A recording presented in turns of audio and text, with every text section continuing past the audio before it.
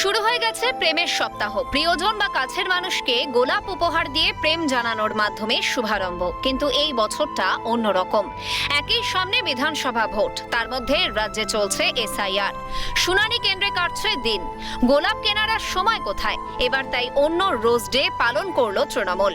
শুনানি কেন্দ্রে আসা ভোটারদের হাতে তুলে দিল গোলাপ, কেক, জল। হারোয়া মিনাখার তৃণমূলের কোঅর্ডিনেটর আব্দুল খালেক মোল্লা জানালেন, যেভাবে মানুষকে হয়রানি করা হচ্ছে তাদের পাশে থাকতে প্রতিদিনই জল, খাবার দিয়ে সাহায্য করা হচ্ছিল। যেহেতু শনিবার শুনানির শেষ দিন, সেই সঙ্গে রোজ ডে, তাই ভোটারদের হাতে তুলে দেওয়া হলো গোলাপ। তৃণমূল কংগ্রেসের পক্ষ থেকে আমরা জলছত্র এবং এসআইআর সহায়তা ক্যাম্প করেছি।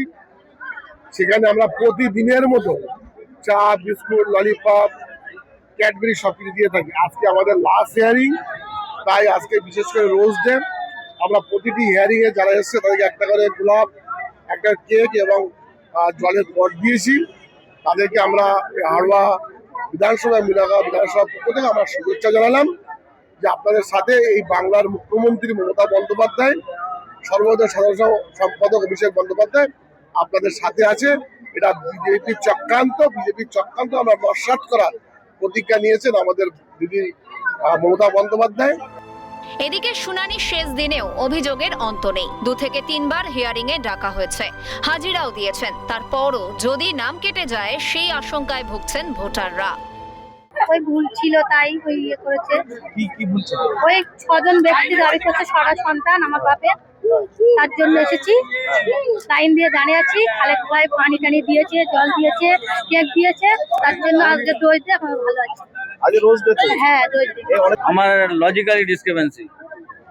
আমার প্রথমে বিএলওর কাছে আমি ডকুমেন্ট সাবমিট করি, সেক্ষেত্রে তারপরেও আবার হিয়ারিংয়ে ডাকা হয়েছে। কেন ঠিক বুঝতে পারছি না। আমার এখনো পর্যন্ত কোনো ডকুমেন্টসে কোনো ভুল নেই।